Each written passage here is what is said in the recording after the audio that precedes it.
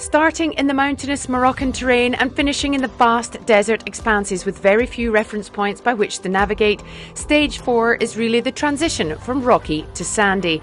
Undoubtedly the most beautiful of the Moroccan stages and also the longest in the rally this year. Today the runners and riders crossed Smara and Layoun regions from east to west over 486 kilometres of timed sector.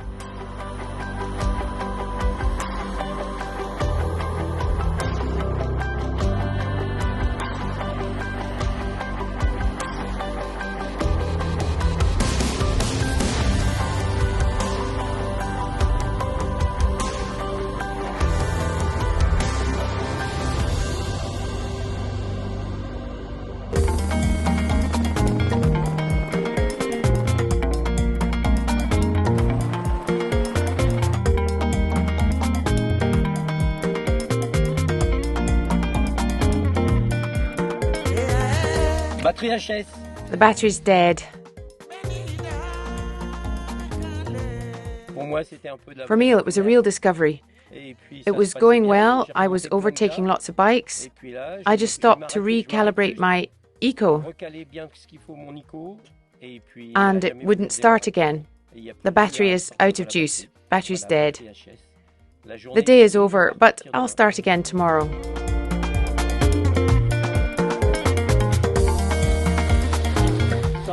Okay?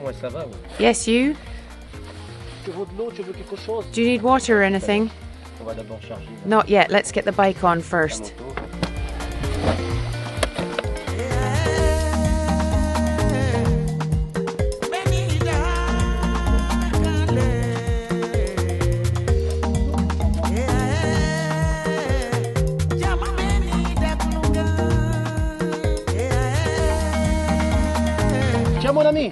Here, my friend, take this. Merci.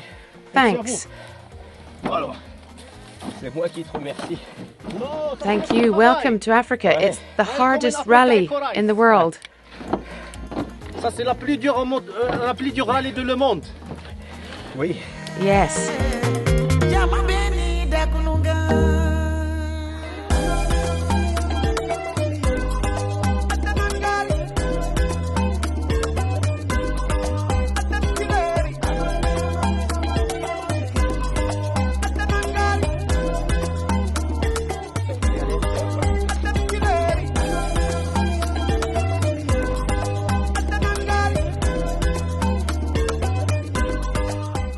An Italian with broken rims, and I tried to take his battery, but unfortunately it must be something other than the battery because I didn't get a single spark.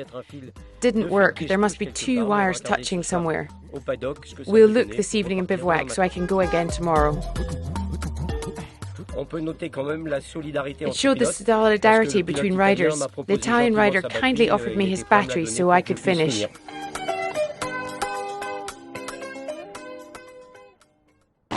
It was ridiculously easy to get lost today, and those that did were gone for a good while. This was sadly the case for Francesco Montanari, who was lost for a good 45 minutes. Thankfully, he came across Nicolas Charlier and followed his tracks to the finish line, ending up 21st today in the stage and moving down to 5th in the GC. The same Nicolas Charlier, who last year took a step into rally raids by competing in his first ever Africa race. It was an eye-opening experience for the Belgian champion, who finished 9th overall and is back again this year with the Yamaha Tenere team. A unique experience for him to be part of a professional team to ride alongside riders such as Alessandro Botturi and Paul Therese, who unfortunately had to abandon after a fall in the second stage. Nicolas Charlier knows how lucky he is to be at the heart of such a team. It's an amazing opportunity for me to join such a professional team. They're a real team with lots of people. There's someone for each job. They're here to help and support us, which allows me to learn much more quickly than if ever I were on my own. It's the second time I've done it. I'm still learning. I love the bike. It's going well. I feel confident. It's true that if Alessandro needs help, it will be my bike that will give up any spare parts to get him going again. Nicolas Charlier is here to perfect his rally apprenticeship. He learns quickly and well and will, without a doubt, come to the aid of the team leader if need be. For sure, I would be one of the first to arrive if anything happened, and I would do my best to help if that were to happen. Je ferai mon possible pour aider de la manière dont je peux si malheureusement ça devait arriver. Today, Nicolas Charlier did not have to intervene to help his Yamaha teammate Alessandro Botturi.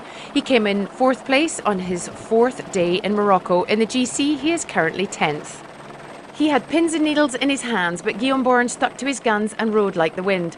The Moroccan rider was met at the finish line by his dad after just missing some camels. I'm used to Morocco and dogs crossing, so it's not so bad.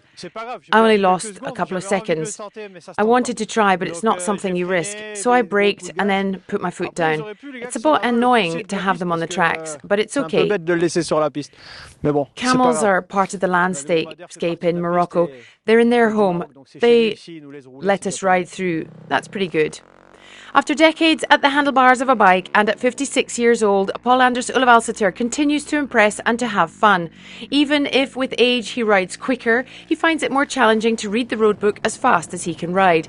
Risky, perhaps, but the veteran Norwegian still has it in him and proved he can still cut it with the youngsters by overtaking Montanari a few kilometres from the finish line and coming in 3rd today. Out in front, a habit is forming. Taking it day about, today was Jacopo Cerruti's turn to open the race after winning yesterday's stage. It was a very, very long and very, very hard day, intensely physical with 30 to 40 kilometres of soft sand near the end. The Italian finished 2nd today and loses his lead in the GC, but it is all far from lost. It's a long, dune-filled way to Dakar. For the 2nd time in 2 days, Alessandro Botturi won the stage. He left 2nd this morning after taking the 2nd place yesterday, and the Italian rode very, very quickly in order to catch Cerruti. And despite a fever he's had since Wednesday, the 2-time winner crossed the line in 5 hours 24:36 to take his 14th Africa Race stage victory. It was a really long stage. Once again, it was very, very complicated and demanding.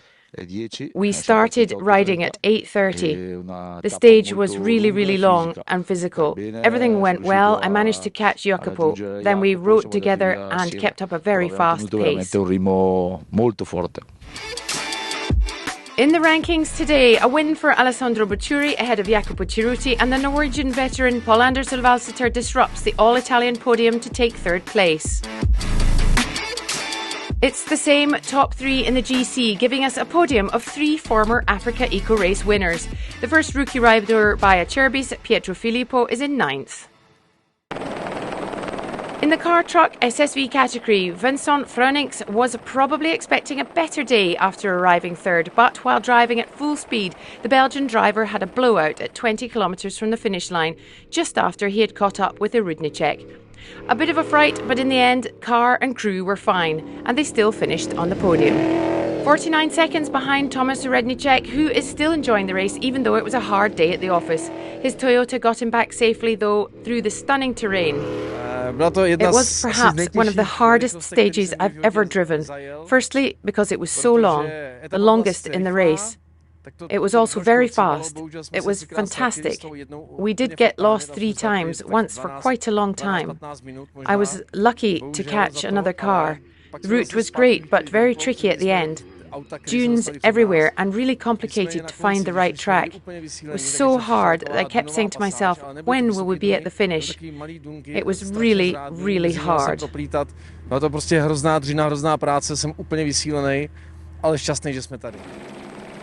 A tough day too for Benoît Fretin, but for the 3rd time since Tuesday, he's got his Century CR6 on the top step of the podium. He drove consistently at full speed for the first time in his racing career, despite the challenges here and there throughout the day. It was really complicated special, with lots of camel grass. We got stuck in it for a while and we lost 7 or 8 minutes trying to get out in 4-wheel drive.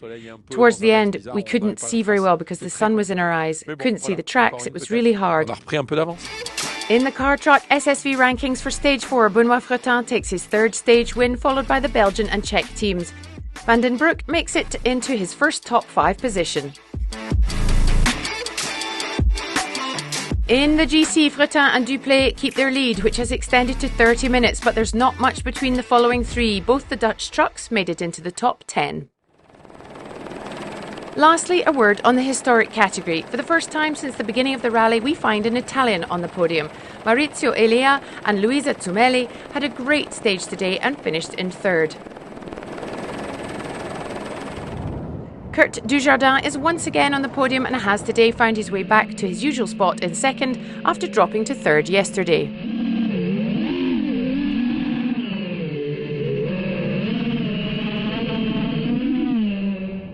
And finally, for the fourth time in 4 days, the most regular and consistent were the defending champions.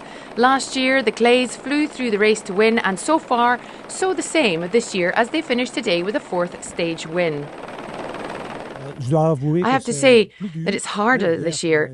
Yesterday was really hard. In my opinion, the modern cars didn't go where we went.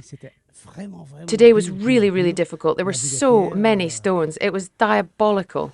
Non, c'était presque infernal.